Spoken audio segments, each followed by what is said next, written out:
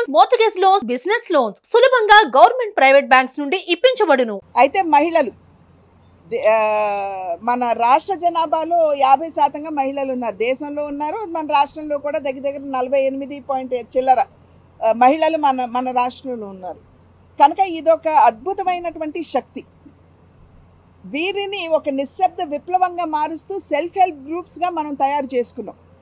ఈ self help గ్రూప్స్కి కావలసినటువంటి మూలధనం ఏదైతే ఉందో నేషనల్ రూరల్ లైవ్లీహుడ్ మిషన్, దాని మాధ్యమంగా కేంద్రం చాలా వరకు కూడా సపోర్ట్ చేస్తూ ఉంటుంది. దేశవ్యాప్తంగా ఇవాళ 90 లక్షల సెల్ఫ్ హెల్ప్ గ్రూప్స్ ఉంటే దగ్గర 10 నుండి 11 కోట్ల మంది మహిళలు ఈ సెల్ఫ్ హెల్ప్ గ్రూప్స్లో దేశవ్యాప్తంగా కూడా వారు సభ్యులై ఉన్నారు.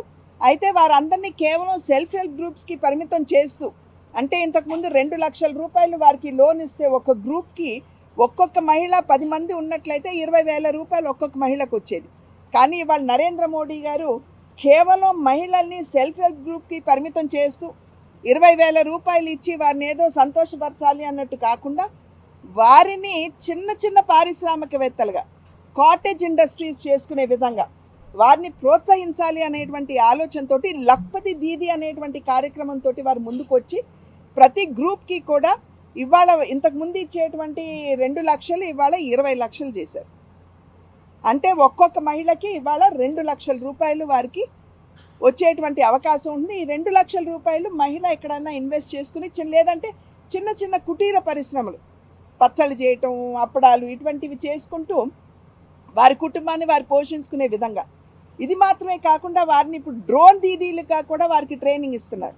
వ్యవసాయంలో కూడా ఈ శక్తిని ఉపయోగించుకోవాలని చెప్పి డ్రోన్ నడపడం వారికి నేర్పిస్తూ పిచికారీ, మనం ఏదైతే పురుగుల మందు, ఎరువులు మనం పిచికారీ చేస్తూ ఉంటామో వాటిని నానో రూపంలో తీసుకుని వచ్చి ఈ డ్రోన్ల మాధ్యమంగా డ్రోన్ దీదీల యొక్క సహకారంతో ఇది పిచికారీ చేసుకునేటువంటి వ్యవస్థను కూడా ఇవాళ కేంద్ర ప్రభుత్వం చేపట్టింది.